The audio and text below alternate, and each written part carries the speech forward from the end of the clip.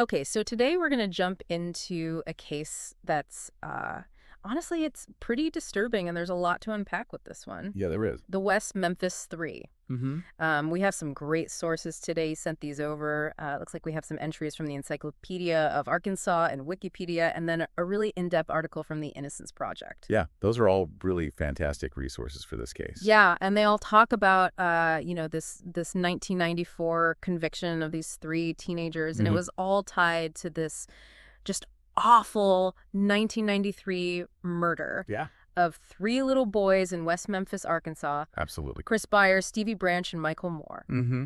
So today, I think what we should do is try to pull out the most important parts of these sources and help everyone listening really kind of get a grasp on all the different aspects of this case. Okay, sounds good. Like how did this even happen? Right. The crime itself, the investigation, and then this long fight that these guys had to go through to finally get released from prison. Yeah, and as you said, it's a case that's really resonated with so many people, and it brings up a lot of questions about, how our justice system works, Oh, for sure. just overall. Yeah. So let's start with the crime itself. Okay. May 5th, 1993, Yeah. 3 8-year-old boys, they just disappeared. Just vanish. And then the next day, Their bodies are found in a ditch. in Robin Hood Hills. Yeah. Yeah, it's a really tragic scene. Absolutely devastating to the entire community. I can't imagine, Right. this happening. And then, to add to that, the details are just horrific. I mean, the sources describe them as naked, they'd been beaten, and they were tied up with their own shoelaces. Yeah, it's just awful. And to make things even worse, Yeah. one of the boys, Chris Byers, had been castrated. That's just unimaginable, and it's no wonder that people reacted so strongly. Absolutely. I mean, Yeah, that level of violence is just shocking. And one thing that really jumps out from the sources is this strange thing with the crime scene itself. Oh, yeah, definitely. I mean, so much violence, but the sources say there wasn't much blood or fibers. No, it's like the area was almost cleaned up or something. Right. And that's just creepy. It doesn't add up. Not at all. And it makes you think that something really strange was going on. It makes you wonder if something else happened somewhere else and they were just dumped there. Yeah, it's possible. And that lack of evidence right from the start is definitely a red flag. And the Encyclopedia of Arkansas actually points out that this weird crime scene is part of what led to that whole satanic cult theory. Oh, yeah, for sure. Which was huge in the early 90s. Oh, absolutely. Yeah. I mean, with the way the bodies were found, hidden away, naked in those positions, and then the castration, Yeah. it just played right into people's fears about satanic rituals. Right. And those fears weren't just in the community, they were in law enforcement, too. Yeah, that's right. I mean, you can't forget about the whole cultural context back then, the Satanic Panic. Yeah, everyone was talking about it. Right. It was everywhere in the media. And it created this atmosphere where any little thing could be seen as evidence of satanic activity. Exactly. And unfortunately, that's exactly what seems to have happened here. Yeah. And the Encyclopedia of Arkansas even says that within days, the chief inspector was publicly talking about cults. Wow. So they really jumped on that theory fast. Yeah, it seems like it. And, when you look at it, it's kind of like that Satanic Panic narrative took over, and maybe they didn't look as hard at other possibilities. Yeah, you have to wonder if they missed other clues because they were so focused on this one angle. Right, and that's where this guy Jerry Driver comes in. Oh, yeah. He's a key player in all this. Yeah, he was a juvenile probation officer, and he'd worked with one of the teenagers who was eventually convicted, Damien Echols. Right. And was it burglary and some sexual misconduct charges? Yeah, something like that. And Driver just became convinced that Echols was into Satanism. And he told the police all about it. Yeah, he was sure Echols was involved. Which is interesting because the sources point out that Echols said he wasn't into Satanism, but he did admit to being into magic. Yeah, like witchcraft and stuff. Right. And, in a community that was already on edge about satanic cults, that probably didn't help. Definitely not. I mean, it probably made them even more suspicious of him. Yeah, for sure.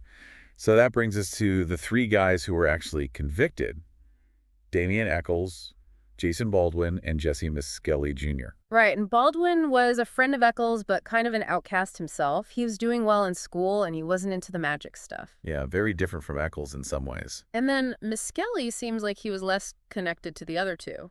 But he had babysat for this woman, Vicki Hutchison. And she becomes super important to this whole case. Oh, yeah, she's a controversial figure for sure. Yeah, she was helping the police, and she told them that she'd gotten Echols to take her to this, witches gathering. Like a meeting of witches. Yeah, and Misskelley was supposedly there, too. And they used that as evidence against him. Yeah, they did. And it eventually leads to this really messed up confession from Misskelley. Yeah, they questioned him for hours and hours. Can you believe they only recorded a tiny bit of it? It's crazy, right? Yeah. And after all that questioning, they got him to confess and say that Echols and Baldwin did it. But if you look at the details, the Encyclopedia of Arkansas and the Innocence Project, they break it down, and the confession just doesn't make sense. It's full of holes. It doesn't match up with what they knew about the crime, and Misskelley even contradicts himself a bunch of times. Right, and the Innocence Project specifically mentions that Misskelley had an intellectual disability, Oh, wow. which would have made him really vulnerable during questioning. Yeah, he could have been easily pressured or manipulated into saying things that weren't true. Absolutely, and to make it even worse, he recanted his confession almost right away. He did. He said he was confused and just trying to cooperate. Which is understandable given the circumstances. Yeah, especially with a disability, it makes you wonder if he even understood what he was confessing to. Totally. And it also makes you think about what other leads the police might have ignored. Right, because they were so focused on this confession. Exactly. And the sources actually mentioned a couple of pretty big ones. Yeah, like the blood they found on a knife that belonged to Chris Byers' stepfather, John Mark Byers. Right, and he'd given the knife away just after the murders. Which is suspicious, but for some reason the police didn't really follow up on that. It's wild. And then there's the Bojangles story. Oh, yeah, the guy covered in blood. Yeah, an employee at Bojangles saw this guy in the bathroom, all covered in mud and blood, the same night the boys went missing. Oh, wow. The police took blood samples, but they never did anything with them, and then they lost the evidence. That's unbelievable. So many missed opportunities. It's really frustrating to read about. Yeah, so even though they had this confession that didn't really add up and they had all these other leads they didn't pursue, the case went to trial. It did. Misskelley's trial was first in January 1994, and then Echols and Baldwin had their trial together in February. It was all over the news. Oh yeah, huge media attention. And one of the craziest things is that they had this so-called cult expert testify. Yeah, I read about that. What did he say? He basically said that the defendants' music and clothes meant they were into Satanism. Are you serious? They used that as evidence. Yeah, isn't that wild? And most of the other stuff they presented was just circumstantial. Like they didn't have any hard proof? Nope, nothing that directly connected them to the crime scene. It's crazy that a murder trial could hinge on something as subjective as musical taste. I know, right? I mean, what kind of expert is that? Did they say anything in the sources about his background or if his claims are even scientifically valid? They didn't really go into detail about that, but they did say his testimony was a big part of why the prosecution was able to push that satanic angle. Which is scary because it seems like that's what the jury's really focused on. Yeah, and the outcomes were just awful. Yeah. Misskelley and Baldwin got life sentences. And Misskelley got an extra 40 years on top of that. Yeah, and Echols was sentenced to death. It's just heartbreaking to think about these guys facing such serious punishments based on such flimsy evidence. It really shows you how a powerful narrative, even one that's not based on solid facts, can have devastating consequences. For sure. And the thing is, it didn't end there. After the trials, the defense team started appealing like crazy. Yeah, they fought for years and years. They started uncovering all this stuff that pointed to problems with the original case. Like misconduct and new evidence that could have changed everything. Exactly. And one of the biggest bombshells was when Vicki Hutchison, the woman who said she'd seen the witches gathering, she actually admitted that she'd lied under oath. She said the police told her what to say. Yeah, she basically said her whole story was made up. Wow, that's huge. Yeah. Makes you question everything about the investigation. Totally. And then there was the jury foreman in the Echols-Baldwin trial. Oh yeah, what happened with him? He was accused of talking about the case with his lawyer while the trial was going on. That's a major no-no. You're not supposed to discuss the case with anyone outside the jury. Right, and that definitely casts doubt on whether the jury was really impartial. Absolutely. So that's two big blows to the prosecution's case. And then in 2007, they get this new DNA evidence. That was a game changer. They did all these fancy DNA tests, and none of the DNA at the crime scene matched the West Memphis 3. None of it. Nope. And to make it even crazier, they found a hair that could have belonged to Stevie Branch's stepfather, Terry Hobbs. In the knots that were used to tie up one of the victims. Yeah, it was tangled up in the knots. That's just too much of a coincidence. It really is. And then you remember that bloody knife that belonged to John Mark Byers? And his story about it kept changing. Right, and then he goes and gets his teeth removed after the trial. That's just too weird. Yeah. And speaking of teeth, they found bite marks on one of the victims, but they didn't match any of the convicted men. So many things pointing away from them. Like the evidence was screaming their innocence. Yeah, so after all these years of appeals and all this new evidence, the West Memphis Three finally got a deal in 2011. An Alford plea, right? Yeah, can you explain what that is exactly? Yeah, so it's basically a way for someone to say, okay, I'm maintaining my innocence, but I admit that the prosecution probably has enough to convict me. So it's kind of a way to get out of jail without admitting you did it. Exactly. And in this case, they pleaded guilty to lesser charges, and they got credit for the time they'd already served. Which is 18 years. Yeah, a huge chunk of their lives. And they were released with 10-year suspended sentences.